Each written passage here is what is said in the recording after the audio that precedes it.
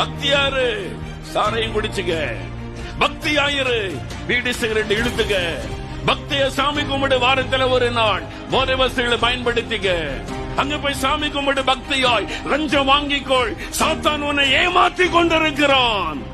நரகத்திற்குள்ளே ஒரு நாள் உன்னை கொண்டு போகிறான். மரண நேரம் நெருங்கி வரும் பொழுது சொல்லுவான், மதுபானம் குடித்தல்ல, துன்மார்க்கமாய் நடந்த இல்ல, லஞ்சம் வாங்கின இல்ல, என்னோட நரகத்திற்குள்ளே வா என்று சொல்லுவான். ஒரு மனிதனும் தப்பித்துக் கொள்ள முடியாது, ஒருவரும் தப்பித்துக் கொள்ள முடியாது. நியாய தீர்ப்புக்கு ஒருவரும் தப்பித்துக் கொள்ள முடியாது. உன் பாவம் உன்னை தொடர்ந்து வரும்.